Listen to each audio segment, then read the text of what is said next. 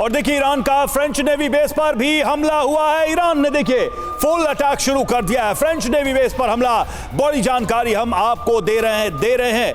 तो ईरान ने एक तरीके से फ्रांस पर भी अटैक शुरू कर दिया है। फ्रांस के ऊपर भी हमला, फ्रेंच नेवी बेस को टारगेट किया गया। इजराइल, अमेरिका और उसके सहयोगी देश और अब फ्रेंच नेवी बेस। ये बहुत महत्वपूर्ण हो जाती है क्योंकि फ्रांस ने आज साफ तौर पर यह क्लियर कर दिया था कि चाहे फ्रांस हो, ब्रिटेन हो, जर्मनी हो, वो अमेरिका और इजराइल के साथ हैं और ये जंग मिलकर लड़ रहे हैं। यानी 6 अरब देश, फ्रांस, जर्मनी, ब्रिटेन, अमेरिका और इजराइल तो हैं ही। एक तरफ ईरान, दूसरी तरफ 11 देश और अब फ्रांस पर ईरान का यह बड़ा हमला। मनीष, इसके बारे में कुछ जानकारी, कुछ अपडेट मिल पाई है क्या? क्योंकि ये एक और बड़ा डेवलपमेंट हम अपनी आंखों के सामने देख रहे हैं। देखिए, एक ऐसे समय में जब अब नाटो के बाकी कंट्री भी खुलकर अमेरिका और इजराइल के साथ में आ गए हैं, उन्होंने न केवल संयुक्त बयान जारी किया बल्कि अपने एयरबेस, अपने नेवल बेस का इस्तेमाल करने दे रहे हैं, तो फिर ईरान की तरफ से भी अब उन्हें भी टारगेट किया जा रहा है। फिर साइप्रस में चाहे ब्रिटिश एयरबेस हो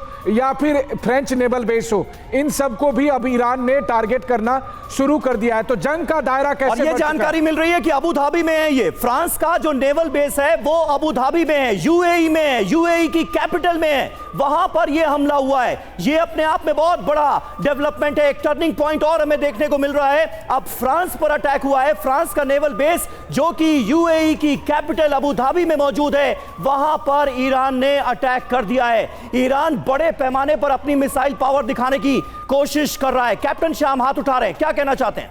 देखिए, मैं जैसा आपको कह रहा हूं, पहले तो F-15 इजराइल का है या अमेरिका का है, यह संभव नहीं है। दूसरी बात, प्रीमेच्योर होगा कहना कि एक ड्रोन ने उनको मारा है। थोड़ा समझदारी से हमें समझना चाहिए। जिस हाई एल्टीट्यूड पे इसकी अटैक हुई है और जिस हिसाब से पैराशूट गिर रहा था, ये हाई एल्टीट्यूड पे एयरक्राफ्ट था, लोअर एल्टीट्यूड पे नहीं था और शायद ट्रैक करना किसी ड्रोन के लिए पॉसिबल नहीं होता। दूसरी बात, जैसा मैं कह रहा हूं, जितने भी चुन कर मूरिंग पॉइंट हैं जहां पे 1 लाख टन के जो कार्गो शिप्स हैं फ्यूल वाले, वो जाते हैं, जेट्टी, बंदरगाह, पोर्ट, चाहे वो फ्रेंच का हो चाहे वो बहरीन में अमेरिका का हो, चुन कर सबको सबसे पहले डिस्ट्रॉय और सर देखिए, फ्रेंच नेवल बेस पर जो अटैक हुआ उसकी तस्वीर हम आपको दिखा रहे हैं। अब देखिए एक और नई तस्वीर, ईरान ने जो हमला किया है यूएई में, जो फ्रेंच नेवल बेस है जिसको टारगेट किया, उसकी तस्वीर आप देखिए। इस नेवल बेस से धुआं उठता दिखाई दे रहा है। हमले के बाद धमाका यहां होता है, जबरदस्त धमाका। और अब आप देखिए कि फ्रेंच नेवी आ गई है निशाने पर। कैप्टन श्याम,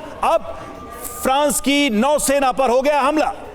फ्रांस की जो शिप है वो मेडिटेरियन से निकल के रेड सी में आ रहा है। हूती ने भी आग का गोला छोड़ दिया है और हूती की तरफ से रॉकेट हाइफा पर जाएगा, ये शायद करेक्ट नहीं है। इजराइल की तरफ से जो डिफेंडिंग जो सिचुएशन है वो जेराल्ड फोर्ड मेडिटेरियन में है, एयर डिफेंस कवर दे रहा है। और इस बार मेरे ख्याल से मुझे लगता है कि जेराल्ड फोर्ड वो रेड सी में नहीं लाएंगे, वो वहीं से रखेंगे। आपको जहां तक नेवी की एसेट्स की बात आप पूछ रहे हैं मुझसे, नहीं, लेकिन सतीश जी जरा ये बताइए कि ये कितना बड़ा डेवलपमेंट है, क्योंकि ईरान जो कि अकेला भिड़ता नजर आ रहा है 11 मुल्कों से एक साथ, वो इस तरह से अपनी शक्ति दिखाने की कोशिश कर रहा है। एक तरफ यह खबर कि ईरानी ड्रोन ने अमेरिकी फाइटर जेट को मार गिराया और दूसरी तरफ फ्रांस के नेवल बेस पर इतना बड़ा अटैक।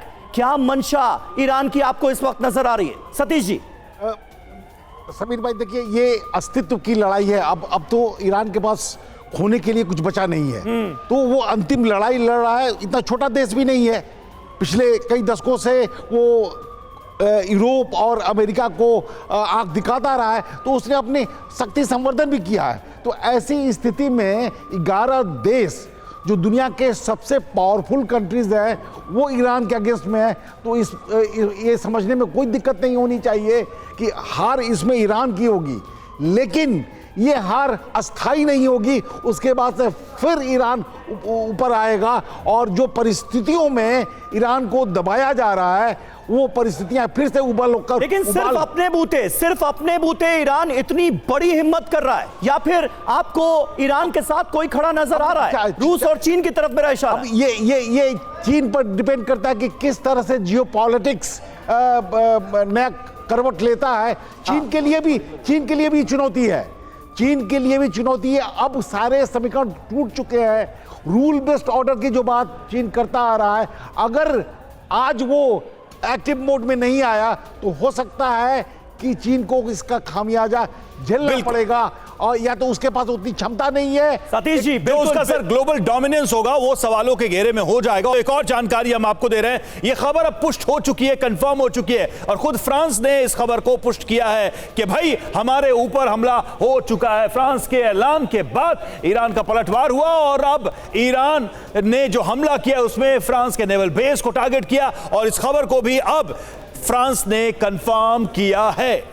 जी हाँ, ये अपने आप में बहुत बड़ी बात है, क्योंकि आप देखिए किस तरह से फ्रांस, ब्रिटेन और जर्मनी, ये तीन मुल्क सामने आए थे और उन्होंने कहा था कि अमेरिका और इजराइल के हम साथ हैं, ईरान के खिलाफ मिलकर जंग लड़ी जाएगी। उस स्टेटमेंट के बाद ये पहला बड़ा हमला है, क्योंकि फ्रेंच बेसिस को अभी तक ईरान की तरफ से निशाना नहीं बनाया गया था, लेकिन अब फ्रेंच नेवल बेस को भी ईरान ने किया है टारगेट। यूएई के अबू धाबी में जो फ्रेंच नेवल बेस था, फ्रांस का नेवल बेस था, उस पर हमला किया गया है। फ्रांस के डिफेंस मिनिस्टर की तरफ से हमले की पुष्टि हो गई है, कंफर्म हो गया है। यानी थोड़ी देर पहले, अभी चंद सेकंड पहले TV9 भारतवर्ष ने यह खबर ब्रेक की है, और हमारी खबर पर फ्रांस के रक्षा मंत्री ने खुद मोहर लगाई है। नेवल बेस के हैंगर को नुकसान पहुंचा है, यह बताया है। ईरान ने फ्रांस के नेवल बेस को टारगेट किया, हमला हुआ, नुकसान हुआ,